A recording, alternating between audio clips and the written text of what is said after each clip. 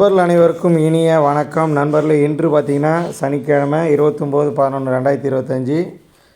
இப்போ பார்த்திங்கன்னா டிட்வா புயல், அதாவது புயல் பார்த்திங்கன்னா இலங்கையில் ரொம்ப அசுத்தமான அசாதாரணமான சூழ்நிலை ஏற்படுத்தி கொண்டுருக்கு. இது கூடிய விரைவில் பார்த்திங்கன்னா சென்னை, அதாவது தமிழ்நாடை நோக்கி இன்று இரவு வரும் அப்படின்னு எதிர்பார்க்குறாங்க. ஸோ அதனால் மாணவர்கள் எல்லாருமே சேஃப்டியாக இருங்க. உங்கள் சேஃப்டியை பார்த்துங்க. தாழ்வான இடத்துக்கு போகாதீங்க.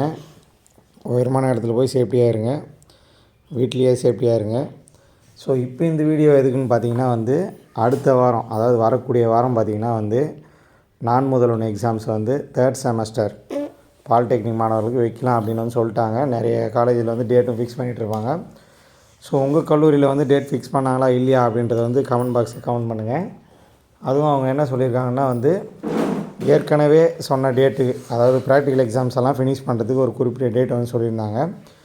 அந்த டேட்டுக்குள்ளேயே நீங்கள் உங்கள் ப்ராக்டிக்கல் எக்ஸாம்ஸ் எல்லாம் கம்ப்ளீட் பண்ணுங்கள் அப்படின்றது இன்றும் ஒரு மெசேஜ் மாதிரி அனுப்பிச்சிருக்காங்க.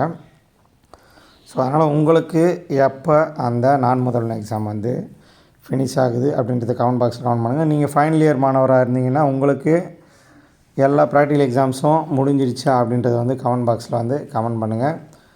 உங்கள் கல்லூரி ரீஓப்பன் பண்ணிட்டாங்களான்றதையும் கமெண்ட் பாக்ஸில் கமெண்ட் பண்ணுங்கள். ஏன்னா கல்லூரி கவர்மெண்ட் சொன்னபடி 24ஆம் ரீஓப்பன் ஆகி போயிட்டுருக்கு.